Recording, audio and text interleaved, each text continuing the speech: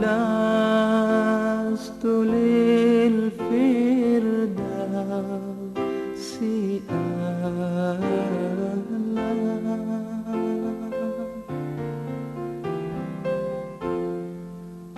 ولا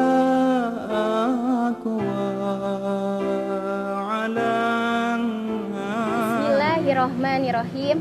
Assalamualaikum warahmatullahi wabarakatuh. Alhamdulillahirabbil alamin.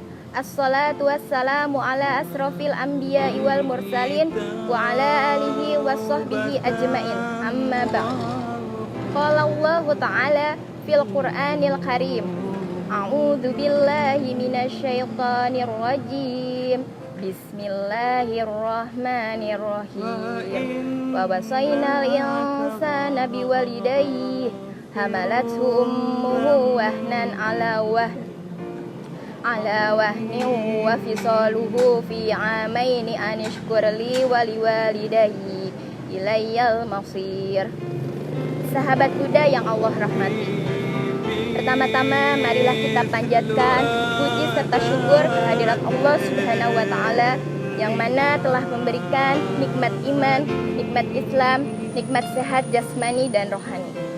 Sholawat beserta salam kita curahkan pada junjungan kita Habibana wa Nabiyana Muhammad Sallallahu Alaihi Wasallam. Sahabat muda yang dirahmati Allah, kali ini Miss Astri akan menceritakan tentang sebuah kisah pemuda yang namanya tidak terkenal di bumi tapi terkenal di langit. Sahabat muda tahu siapakah sosok beliau?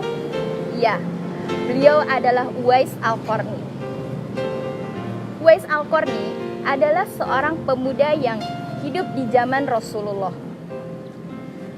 Uwais disebut sebagai seorang tabi'in. Kenapa beliau disebut seorang tabi'in? Karena beliau hidup di zaman Rasulullah namun tak sempat bertemu dengan baginda Rasulullah. Uwais sejak lahir mempunyai penyakit sopak atau bercak putih di seluruh badan. Uwais adalah seorang pemuda yang soleh dan giat bekerja. Sehari-hari Uwais mengembala domba milik tetangganya untuk memenuhi kebutuhan hidup. Uwais tinggal bersama dengan seorang ibunya yang lumpuh dan buta. Walaupun Uwais hidup dalam kemiskinan, tapi Uwais selalu bersyukur dan selalu bersedekah. Tapi ada satu keistimewaan Uwais. Amal baik Uwais tak pernah ingin diketahui oleh orang lain. Uwais juga merupakan sosok yang sangat mencintai ibunya. Segala permintaan sang ibu pasti selalu diwujudkan oleh Uwais. Sahabat muda, ada satu permintaan sang ibu. Saat itu, ibunda Uwais menginginkan untuk pergi menunaikan ibadah haji. Mendengar permintaan sang ibu, Uwais termenung sambil berpikir, "Ya Allah, bagaimana caranya aku mewujudkan permintaan ibuku?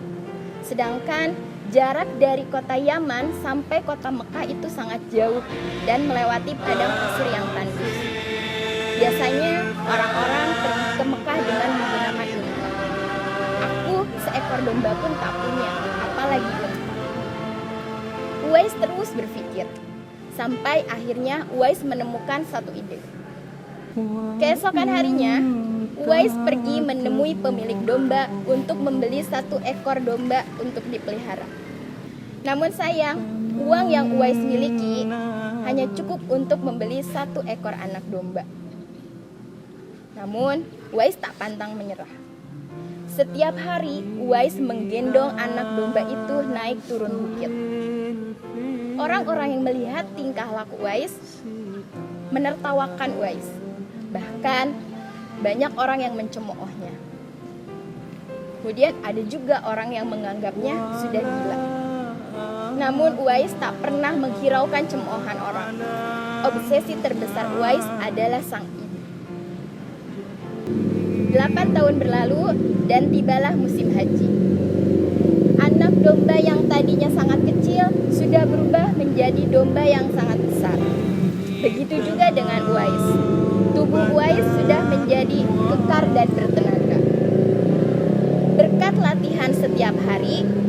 memikul beban berat sudah tak terasa lagi buat Uwais. Akhirnya Uwais memutuskan untuk pergi haji bersama sang ibu. Dan sahabat muda tahu dengan cara apa Uwais pergi ke Mekah? Uwais pergi ke Mekah dengan cara berjalan kaki sambil menggendong sang ibu.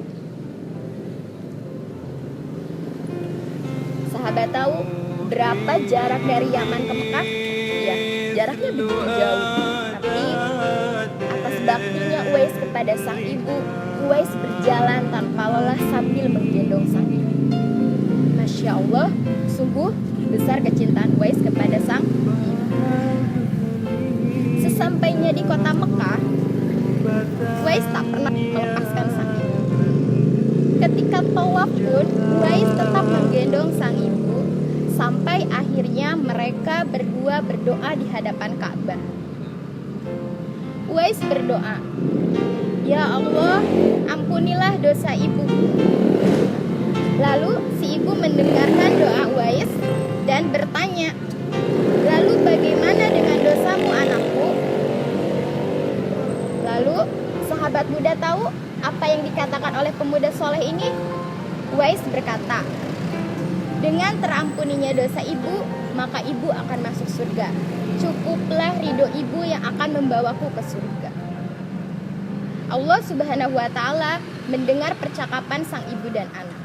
Seketika Allah mencabut penyakit yang ada di dalam tubuh Uwais. Penyakit sopaknya sembuh dan hanya tersisa satu bulatan kecil di telapak tangan. Sepulang dari kota Mekah, Uwais menyampaikan keinginannya pada sang ibu untuk bertemu dengan baginda Rasulullah. Akhirnya Uwais pergi ke Madinah untuk bertemu dengan Rasulullah. Tapi sayang, Uwais tak berhasil bertemu dengan Rasulullah karena saat itu beliau sedang berada di medan perang dan tak tahu kapan akan kembali. Uwais merasa sedih. Namun dengan rasa sedih dan haru, Uwais harus kembali ke kota Yaman. Di satu sisi Uwais ingin sekali bertemu dengan Rasulullah. Namun di sisi lain Uwais juga memikirkan kondisi ibunya.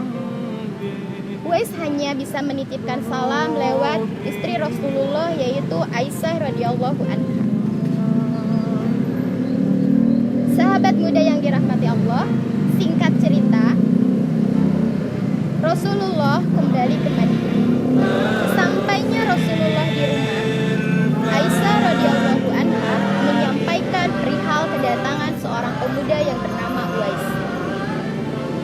Aisyah menceritakan kedatangannya. Seketika itu juga Rasulullah langsung mengetahui siapa itu sosok Uwais. Rasulullah berkata kepada Aisyah, "Dia adalah Uwais, seorang pemuda yang taat kepada ibunya, dan namanya sangat terkenal di langit."